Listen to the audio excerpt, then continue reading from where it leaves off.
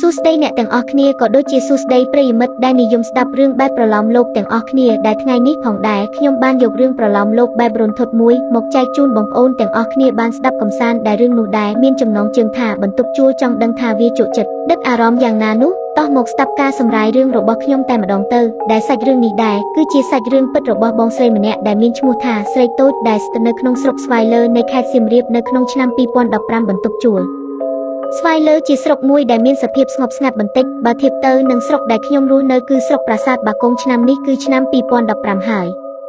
យចាស់ខ្ញុំឈ្មោះស្រីតូចឆ្នាំនេះខ្ញុំមានអាយុ25ឆ្នាំខ្ញុំរៀបការបាន2ឆ្នាំហើយមានកូនប្រុសម្នាក់អាយុ1ខួបបងវីរៈគាត់បានមកនៅជាមួយប៉ាម៉ាក់ខ្ញុំតាំងពីពួកយើងរៀបការហើយថ្មីតែដោយសារជីវភាពខ្វះខាតខ្ញុំនិងប្តីត្រូវរស់នៅបែកគ្នាមួយរយៈខ្ញុំបានទៅនៅជួយលក់កាបូបបងថ្លៃនៅផ្សារស្វាយលើហើយឲ្យប្តីនៅធ្វើការឯសៀមរាបដូចដើមចំណែកអាហៀងកូនប្រុសតែមួយរបស់យើងឲ្យម៉ាក់គាត់ជួយមើលជាមួយនឹងប្តីខ្ញុំពីដំបូងខ្ញុំគិតចង់ជិះទៅលក់ព្រឹកនិងត្រឡប់មកវិញពេលល្ងាចតែដល់ធ្វើបែបនឹងឃើញថាពិបាកពេកមិនអាចស៊ូបានទើបមួយខែក្រោយមកខ្ញុំក៏សម្រេចចិត្តស្នាក់នៅក្នុងបន្ទប់ជួលមួយជាមួយបងប្រុសនិងបងថ្លៃពួកយើងទាំង4មានខ្ញុំបងឌិនជាបងប្រុសបង្កើតរបស់ខ្ញុំប្រពន្ធគាត់និងកូនស្រីគាត់យើងបានសម្រេចចិត្តទៅជួលបន្ទប់មួយនៅមិនឆ្ងាយពីផ្សារស្វាយលើប៉ុន្មានទេតាមធម្មតាបន្ទប់ជួលនៅក្បែរផ្សារបែបនេះគួរតែគ្មាននៅសល់ទេតែជាសំណាងល្អណាស់យើងអាចរកបានបន្ទប់មួយដែលនៅទំនេរគឺមានតែមួយគត់ដូច្នេះពួកយើងក៏សម្រេចរៀបចំអីវ៉ាន់មកស្នាក់តែម្ដងដោយហេតុយើងមកនេះគឺមកស្នាក់បណ្ដោះអាសន្នប៉ុណ្ណោះយប់ដំបូងខ្ញុំគេងមិនលក់សោះព្រោះផ្លែកន្លែងណាមួយខ្ញុំនឹកប្តីនិងកូនផងខ្ញុំចេះតែសេះសោះនៅមិនសុខរហូតដល់ម៉ោង 7:12 ទើបខ្ញុំសម្រេចចិត្តសម្ងំដេកព្រោះថ្ងៃស្អែកត្រូវងើបពីព្រឹកទៅលក់ទៀតសម្ងំមិនទាន់បានមួយស្រឡែកផង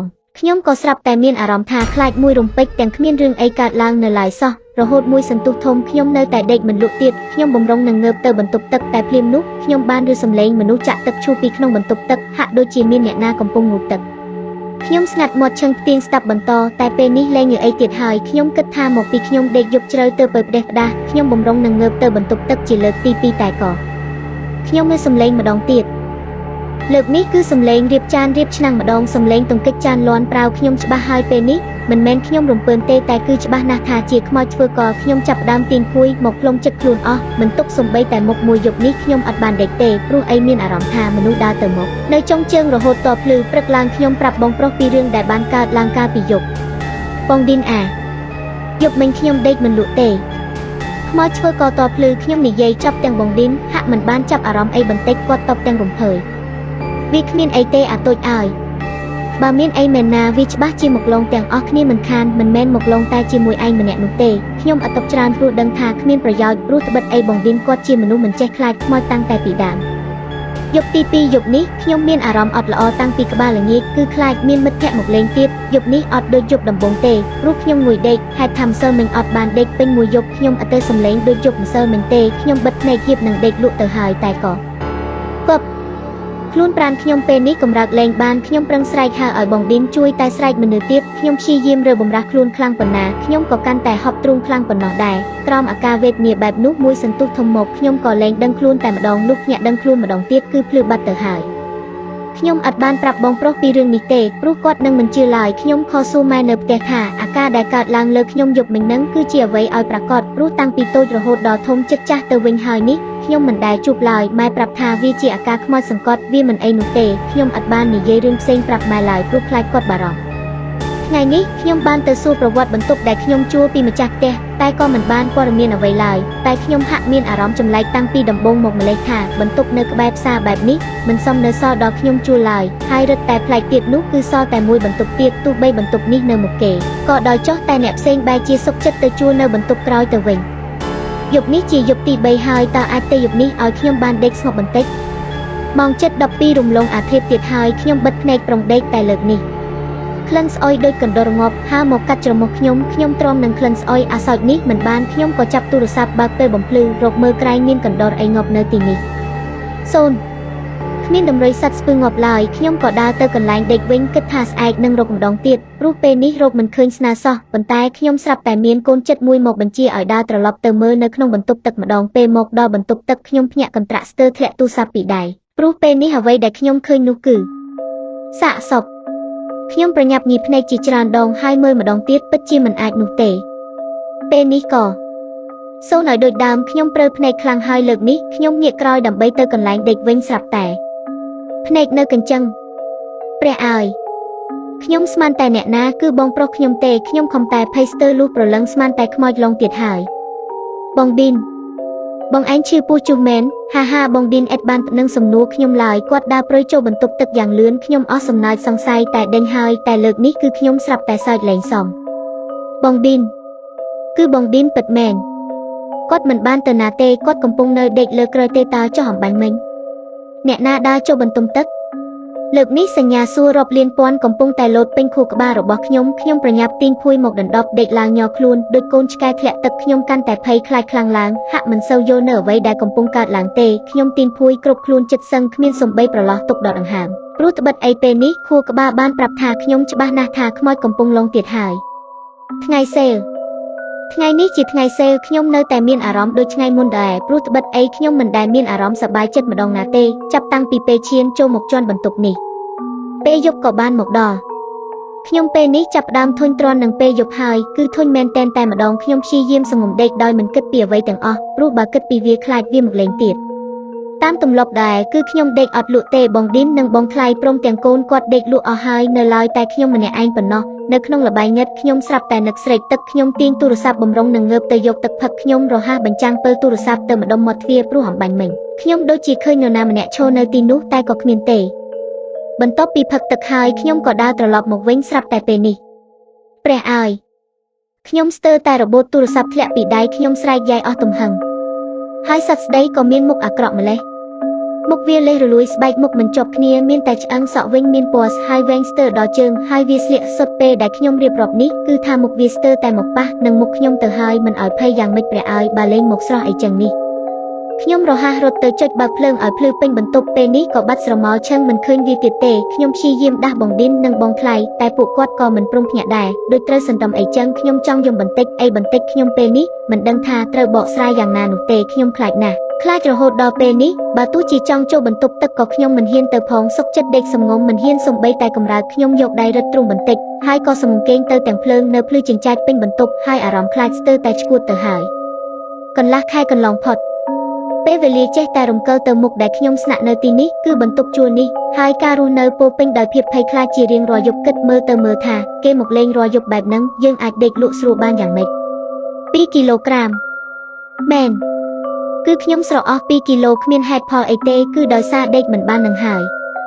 ល្ងាចនេះខ្ញុំអត់បានទៅយកអីវ៉ាន់ជាមួយបងប្រុសឡើយខ្ញុំមានបំណងនៅបន្ទប់ដើម្បីស៊ើបឲ្យដឹងថាធ្លាប់មានរឿងអីកើតឡើងនៅបន្ទប់នេះពីមុនមកទៅខ្ញុំដើរទៅបន្ទប់ខាងចុងគេបំផុតទីនោះជាបន្ទប់លោកយាយសានដែលគាត់ជាមនុស្សរស់នៅទីនេះយូរដែរហើយខ្ញុំចង់សម្ភាសគាត់បន្តិចព្រោះមើលទៅគាត់ប្រហែលជាដឹងរឿងនៅទីនេះច្រើនជាងអ្នកផ្សេងខ្ញុំចាប់សួរសុខទុក្ខគាត់បន្តិចរួចក៏ចូលដល់សំណួរតែម្ដងលោកយាយហើយឯងចង់ដឹងរឿងនៅទីនេះធ្វើអីខ្ញុំសូមអង្វរណាយាយប្រាប់ខ្ញុំបន្តិចមកនៅទីនេះមានតែយាយទេដែលដឹងរឿងច្រើនជាងគេត្បិតអីខ្ញុំក៏ធ្លាប់សួរម្ចាស់ផ្ទះជួលដែរតែខ្ញុំពុំទទួលបានចម្លើយឡើយខ្ញុំរំទាន់និយាយទៀតក៏បា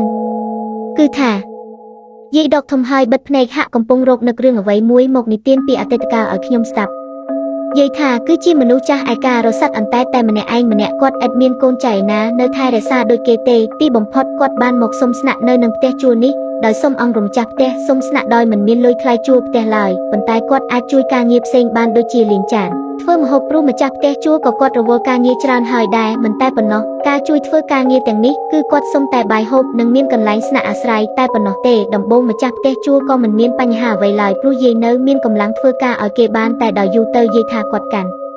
់តែចាស់ហើយគ្មានកម្លាំងដូចមុនណាមួយទៀតគាត់ជាមនុស្សញៀនស្រាផងនោះទើបធ្វើឲ្យគាត់ធ្លាក់ខ្លួនឈឺគ្មាននរណាម្នាក់ដឹងថាយាយថាដេកឈឺនៅក្នុងបន្ទប់តែឯងឡើយម្ចាស់ផ្ទះក៏មិនបានខ្វល់ខ្វាយរកគាត់ដែរតែលុះពេលអ្នកស្នាក់នៅក្បែរបន្ទប់ធំក្លិនស្អុយដូចជាសាកសពគេក៏នាំគ្នាផ្អើលរកមើលទើបឃើញសាកសពយាយថាដេកស្លាប់នៅក្នុងបន្ទប់ទឹកនៃបន្ទប់ជួលដែលចៅឯងស្នាក់នៅនឹងហើយគាត់ឈប់និយាយទាំងពេលនេះខ្ញុំអាចឃើញទឹកថ្លាប៉ុន្មានដំណក់ដកនៅក្នុងភ្នែករបស់គាត់ដែលបំរុងនឹងស្រក់ចុះមកហើយដែរនោះខ្ញុំរហ័សសួរគាត់បន្តយាយចុះហេតុអីបានជាយាយថាគាត់ស្លាប់ខ្ញុំសួរសំណួររួចទាំងមានអារម្មណ៍មិនសូវល្អប៉ុន្មាន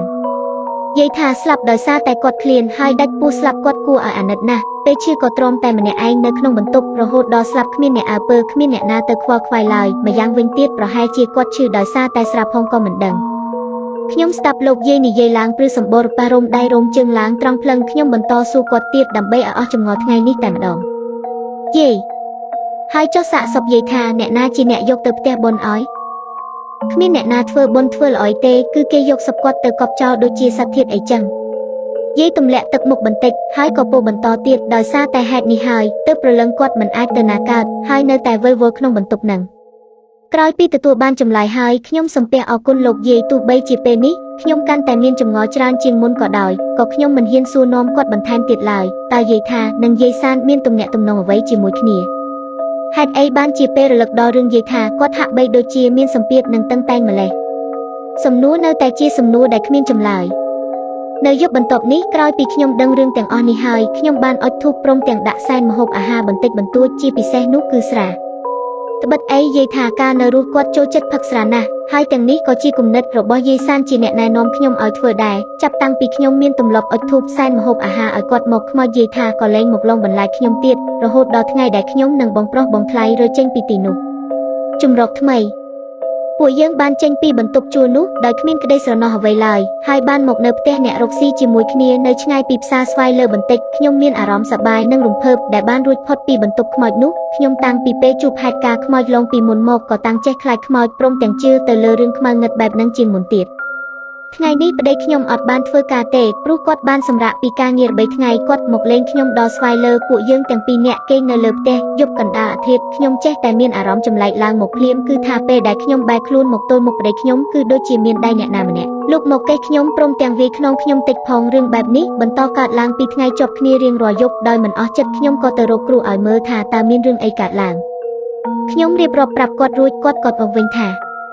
យប់ដំបូងនៃការចាប់ផ្ដើមស្នាក់នៅផ្ទះនោះចៅឯងឥតបានសុំការអនុញ្ញាតពីអ្នកថែរក្សាទីនេះឡើយមែនទេចាស់លោកតាខ្ញុំឆ្លើយទាំងរលះរលាំងហាក់ចង់ដឹងចម្លើយឆាប់គឺជំនាញផ្ទះនោះគាត់មិនពេញចិត្តនឹងចៅស្រីប៉ុន្មានទេណាហើយមួយវិញទៀតគឺលោកតាស្ងាត់បន្តិចហាក់កំពុងតែតាក់ទាញចំណាប់អារម្មណ៍អូសុំទោសមិនមែនទេគឺគាត់កំពុងតែគិតតើជំនាញផ្ទះនឹងគាត់ស្រឡាញ់ប្តីចៅស្រីឯងទៅពេលចៅស្រីឯងដេកអប់ប្តីមិនបានគាត់ប្រច័ណ្ឌក្រោយពីបែបនេះខ្ញុំដូចរៀងហួសចិត្តបន្តិចអីបន្តិចតែក៏មិនបាន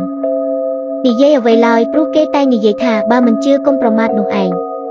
ក្រោយពីអស់ការហើយខ្ញុំក៏បានជម្រាបលាគ្រូហៅត្រឡប់មកផ្ទះវិញ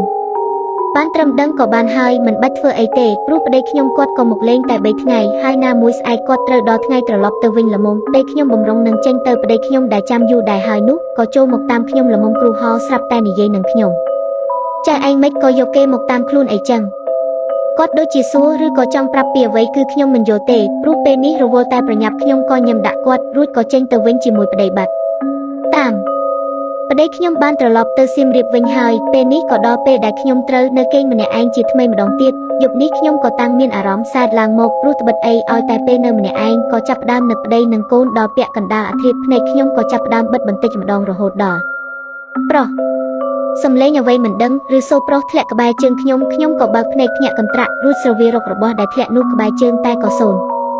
គ្មានអ្វីទាំងអស់ឬក៏ខ្ញុំមីកាលបើគ្មានឃើញអ្វីដូច្នោះខ្ញុំក៏តាំងបិទភ្នែកដេកម្ដងទៀតពេលនេះអ្វីដែលខ្ញុំបានឮគឺសំឡេងដូចជាអ្នកណាកំពុងលាងចានលាងឆ្នាំងដូចមុនទៀតហើយគឺដូចទៅនឹងពេលដែលខ្មោចលងខ្ញុំកំឡុងពេលស្នាក់នៅបន្ទប់ជួលនោះដូច្នោះឯង